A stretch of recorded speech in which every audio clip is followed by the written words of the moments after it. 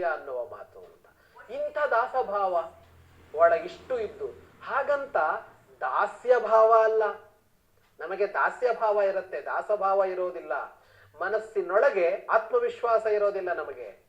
ನನ್ನಿಂದ ಏನೂ ಆಗದು ಅಂತ ಕುಳಿತಿರ್ತೇವೆ, ಆದರೆ ಅವನದ್ದಂಥದ್ದೇನೂ ಅಲ್ಲ. ಅವನಿಗೆ ಆತ್ಮವಿಶ್ವಾಸಕ್ಕೆ ಯಾವ ಕೊರತೆಯೂ ಇಲ್ಲ. ದಾಸೋಹಂ ಕೋಸಲೇಂದ್ರಸ್ಯ ಅಂತ ಹೇಳ್ತಲೇ ಇಡೀ ಲಂಕೆಯನ್ನು ಸುಟ್ಟು ಬಂದವ ಅವನು ಅಂತ.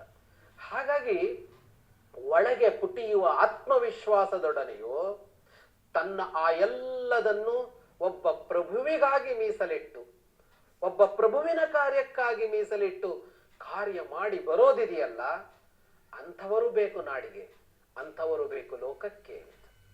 ಅಂಥವರಿದ್ದಾಗ ನಡೆಯುವುದೆಲ್ಲ ನಡೆಯುತ್ತೆ ಅಂತ. ಇಂಥದ್ದನ್ನು ನಾವು ರಾಮಾಯಣ ಮಹಾಭಾರತಗಳಲ್ಲಿ ಬಹಳ ನೋಡ್ತೇವೆ ಅಂತ.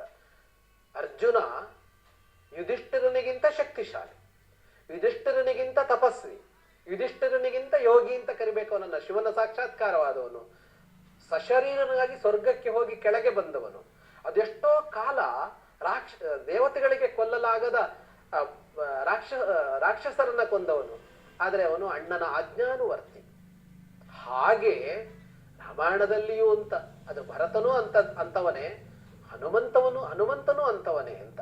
ರಾವಣನ ಸಂಹಾರಕ್ಕೆ ಹನುಮಂತನೇ ಸಾಕಾಗಿತ್ತು ಅನ್ನುವ ಮಾತನ್ನ ರಾಮಾಯಣದ ಯುದ್ಧೋತ್ತರ ಕಾಲದಲ್ಲಿ ರಾಮನಿಗೆ ಹೇಳ್ತಾರೆ ಋಷಿಗಳು ಅಂತ. ಅವನಿಗೆ ಆ ಸಾಮರ್ಥ್ಯ ಇತ್ತು ಅಂತ, ಮಾಡಲಿಲ್ಲ ಅಂತ. ಪ್ರಭುವಿನ ಆದೇಶವನ್ನಷ್ಟೇ ಹೊತ್ತು ನಡೆಸ್ತೇನೆ ಅಂತ ಇದ್ದವನು ಅಂತ.